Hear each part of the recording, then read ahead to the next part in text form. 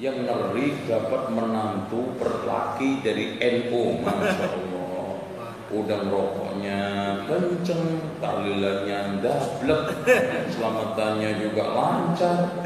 Bismillahirrahmanirrahim.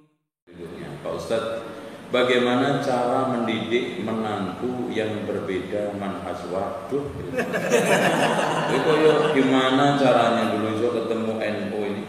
Yang mana menantu anak apa dari NU? Ini dulu ngelihat apa nih? Tapi memang gini, kalau perempuan rada lumayan gampang.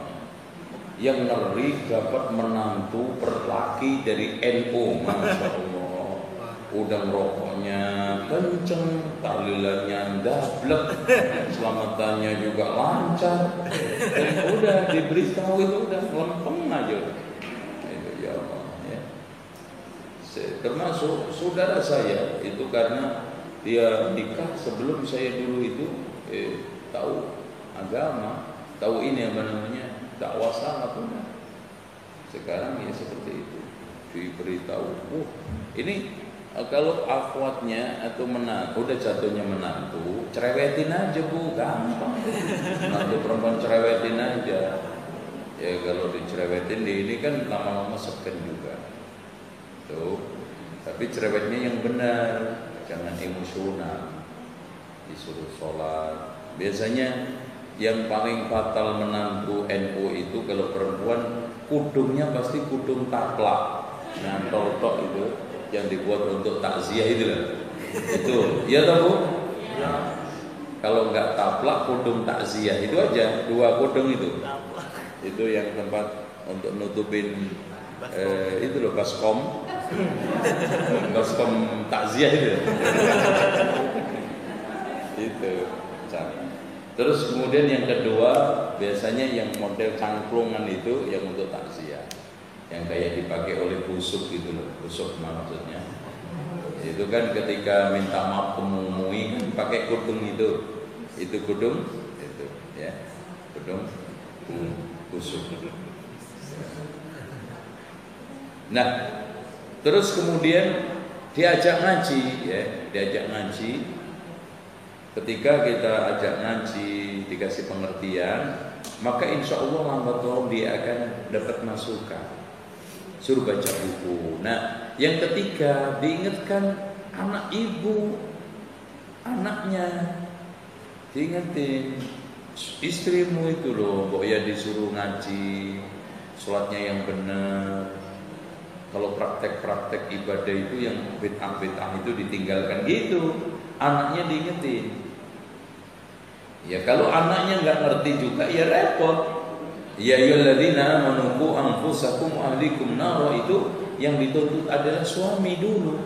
Makanya ibu sebelum ngurus menantu NU, ngurus anak dulu yang paling nomor 1. Ini kok bisa dulu kamu dapat NU ini?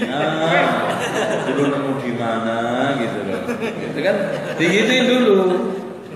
Itu perasaan saya dulu itu, saya pengen istri kamu itu ini kok ya sekarang tahlilan, itu mitoni.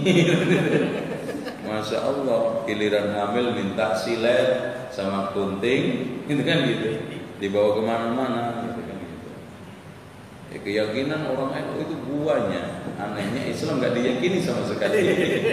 Ya, yakin macam-macam. Contoh kalau ada makan tidak boleh di depan rumah. Kalau mau lamaran supaya diterima cocok, maka sebelum lamaran keluar dari rumah lempar katok dalam 3 kali ke atas sambil nggak napas. Itu jadi ini. Iya betul, ada aja misalnya.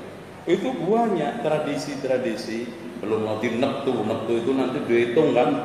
Weton itu lahirmu kapan? Selasa Kliwon. Nah, nggak apa, Jumat Legi. Waduh, nggak pas ini neraka. Itu susah terus ini, batal. Oleh di Jawa Tengah tambah lagi Pak. Di Jawa Tengah itu kalau jodohnya rumah calon istrinya itu ke utara, lor kan, utara lor kan, terus barat ngulon, nggak boleh. Calon jodoh utara barat, udah mau berangkat utara, wah ini kayaknya calon naas. Gitu. Kenapa? Dari hitung-hitungan arah, orang Jawa itu kan memberi nama arah timur wetan, barat kulon, kidul selatan kidul, utara lor. Ini sebetulnya nama-nama untuk pernikahan.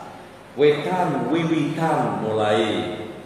Terus habis itu setelah mulai kulon kelonan. Habis itu tutul ngidul didudul. Terus habis itu hamil melar. Lo ini ujuk-ujuk belum apa-apa udah melar ngulon. Bahaya. Belum apa-apa wis kelonan terus melar. Nah ini nggak boleh. Itu pengembangannya Pak. Ternyata setelah saya selidikin, kenapa orang Jawa Tengah terutama itu kalau nikah calon rumah jodohnya itu jalannya ngalor, ngulon nggak mau. Gitu. Ini hitung-hitungan. Masih banyak lagi. Contoh aja, mau serah-serahan aja itu Pak. Itu kan midodareni, itu ketemu nganten jaraknya cuma 10 meter aja itu 2 jam. Ini jalannya. Itu orang habis sunatan. Itu jalan ambil di itu apa namanya? Diiringi dengan gamelan itu. Terus nanti ada gendongan. Setelah diserahkan anaknya digendong, kemudian dikasihkan. Setelah itu ceplok telur. Pemandian, nanti si perempuan nyiramkan air itu air kembang setaman ke kaki suaminya, kemudian minjek telur. Ini semuanya adalah tradisi lebih taat mereka daripada keagamaan. Itu soal kaitannya tradisi. Bahkan hamil saja selamatannya kan 5 kali kan. Pertama mitoni 7 bulanan. Terus pas lahiran namanya babaran. Jadi orang Jawa itu punya namanya selamatan babaran.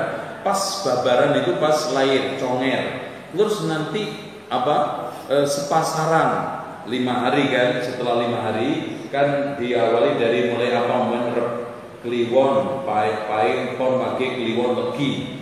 Itu sepasar. Nanti setelah itu selapan, terus coplok udel. Nah itu kan copot pusarnya itu selamatan lagi. Itu ngubur ari-ari belum lagi ada lagi. Ngubur ari-ari juga selamatan lagi mereka. Itu makanya orang Jawa itu melarat, kebanyakan selamatan. Duitnya habis buat selamatan. Makanya nggak bisa sodako, nggak bisa bangun Islamic Center, masjid selamatan terus. Itu kondisi real. Dulu lebih parah lagi, tapi sekarang sudah mulai.